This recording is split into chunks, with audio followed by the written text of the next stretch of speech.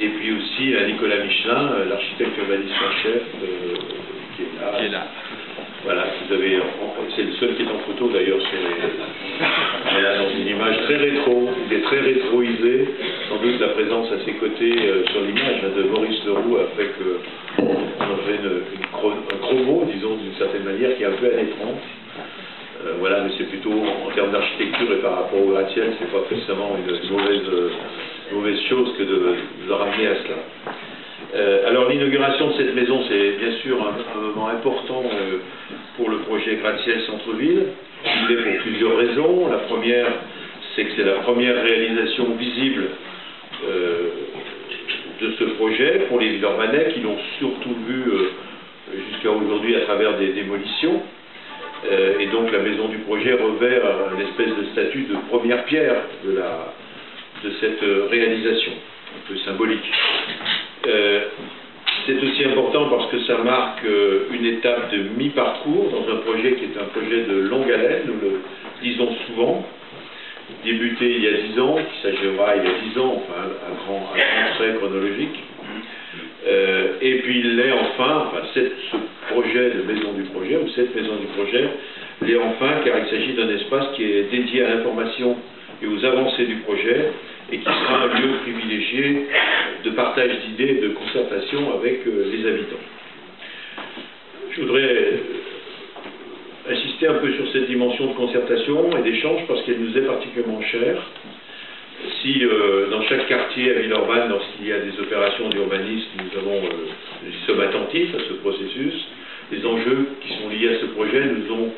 finalement amenés à aller au-delà de ce que nous faisons, je dirais, plus ordinairement dans d'autres villes, dans d'autres quartiers, avec d'autres projets. Les gratte-ciels tiennent une place singulière dans l'histoire de cette ville. Ils sont ce centre-ville que chacun connaît, que chacun fréquente, chacun se rend et auquel beaucoup sont attachés, qu'ils habitent au gratte-ciel ou qu'ils habitent ailleurs dans la ville.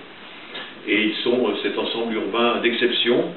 construit d'un seul tenant, en 4 ans à l'époque, donc je fais toujours la comparaison d'échelle chronologique, il avait quand même été conçu un peu avant 1930, mais dans la réalisation en termes de construction, c'était de 30 à 34, qui a été un événement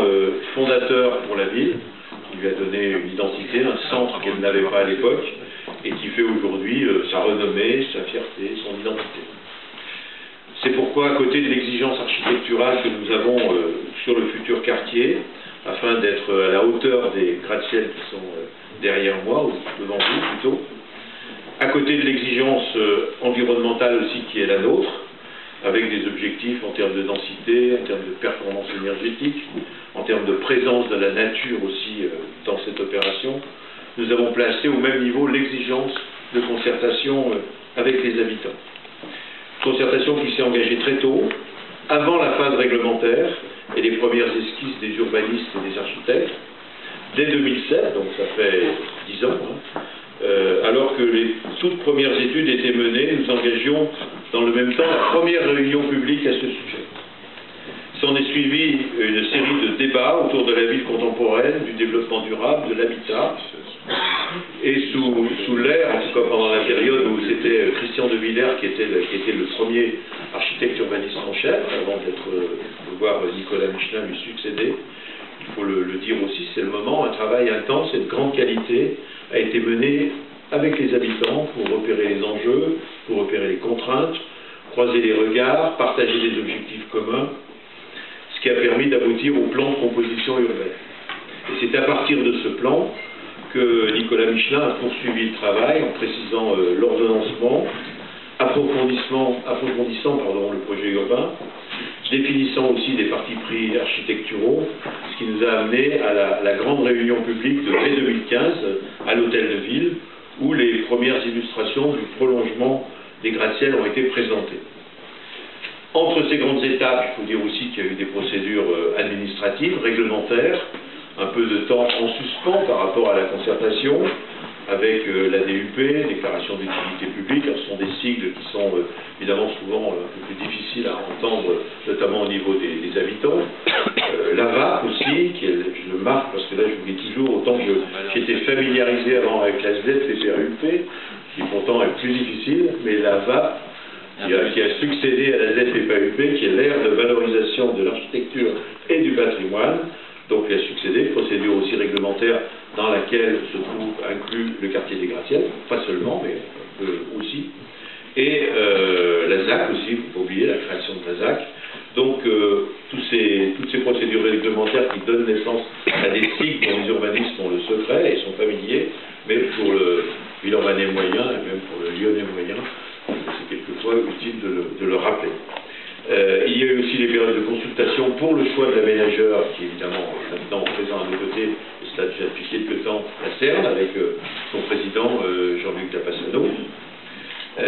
Et donc il y a eu cette période un peu de temps et de concertation en suspens, parce que c'était des étapes réglementaires qu'il fallait franchir. En plus, le temps des projets urbains est un temps long, mais j'insiste, aucune étape liée directement à la conception de ce projet n'a été faite sans les habitants, et je suis légitimement fier, je crois, du travail que nous avons accompli avec eux et de la dynamique collective qui s'est créée autour des gratte-ciels centre-ville. D'ailleurs, le 80e anniversaire des gratte-ciels, ceux de 1934,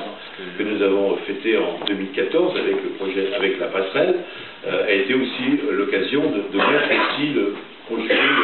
le passé et le futur. Aujourd'hui, donc, nous entrons dans une phase où les premières opérations s'amorcent concrètement. Le lycée et le complexe sportif municipal, les deux premiers immeubles de logement qui seront réalisés, l'un par Est Métropole Habitat et Rhône-Saône Habitat avec l'architecte Michel Gutmann, et l'autre pour le groupe, l'opérateur UTI, avec l'architecte Régis Gachon. Le groupe, pour ce qui concerne la ville, le groupe scolaire Rosa Parks, qui accueillera une école maternelle de 8 classes et une école élémentaire de 12 classes, dont nous avons confié la réalisation à l'agence Brenac et Gonzalez, et l'architecte qui en porte la responsabilité est ici. Et nous avons d'ailleurs, il est sur la maquette aujourd'hui présenté d'une manière très sommaire, mais il sera présent puisque nous aurons une visite en 3D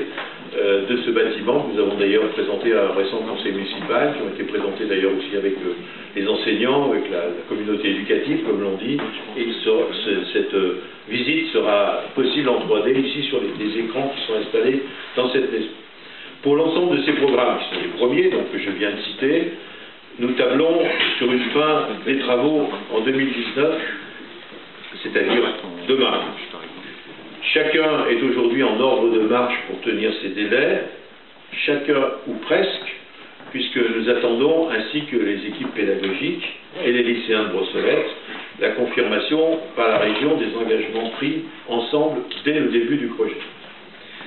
Cette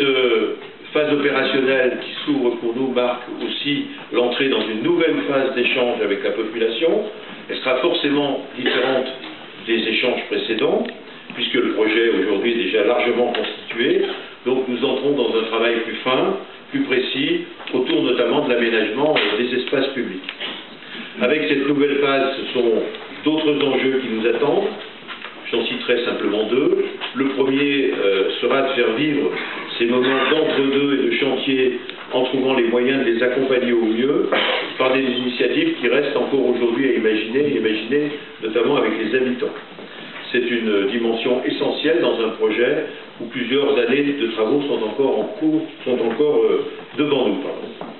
Et le second enjeu, et j'y suis particulièrement attaché, pas seulement moi, mais j'ai souvent porté ce discours et cette attention dans les différentes phases qui nous ont conduits jusqu'ici, c'est celui de la mémoire et de l'histoire de ce projet. Une préoccupation qui est forte, que nous avons ici dans cette ville, avec notamment un équipement comme le RIS, qui traduit cette préoccupation-là. Et quand on voit aujourd'hui, et que nous avons vu dans les différents anniversaires des gratte-ciels précédents, où bien sûr nous avons de la matière, nous avons des écrits, mais nous n'avons quand même pas d'interview de Lazare Goujon, ni de Maurice Leroux, parce qu'à l'époque ça ne se faisait pas comme ça. Mais on voit bien comment la mémoire et l'histoire que nous avons de ce projet, qui est importante, mais qui n'a pas aujourd'hui, qui n'avait pas hier plutôt les possibilités que nous avons aujourd'hui. Donc il faut pouvoir, dans la réalisation de ce projet, écrire l'histoire et ce qui sera la mémoire de ce projet. Donc il faut pouvoir garder les traces du cheminement qui a été le nôtre, des contributions, des différentes réunions, des apports, des réflexions, des idées de toutes celles et de tous ceux qui, à un moment ou à un autre, ont apporté leur pierre à ce grand projet urbain, élus, architectes, urbanistes, historiens, experts, acteurs économiques, et il y en aura d'autres qui viendront en plus s'y ajouter dans les années qui viennent. Voilà, donc d'autres pages restent encore à écrire, je le disais au début de mon propos, nous n'en sommes encore qu'à la moitié du chemin, et c'est donc vers cet avenir qui s'ouvre devant nous, qui est à la fois un avenir opérationnel, bien sûr, mais qui est aussi un avenir où la place encore à la concertation, à la discussion est grande, que c'est un peu ce temps dans lequel nous sommes aujourd'hui, et c'est ce temps que symbolise ici l'inauguration, et je dirais surtout l'ouverture de la maison du projet, puisque son ouverture sera effective dès demain, avec des ouvertures, je crois, 3 jours par semaine, et on aura l'occasion de repréciser tout à l'heure. Et nous souhaitons donc que cette maison du projet devienne un lieu de référence, un lieu de partage, un lieu central pour ce grand et beau projet que sont les gratte-ciel de centre-ville et la nouvelle opération dans laquelle nous nous engageons. Merci à toutes et à tous de nous y accompagner.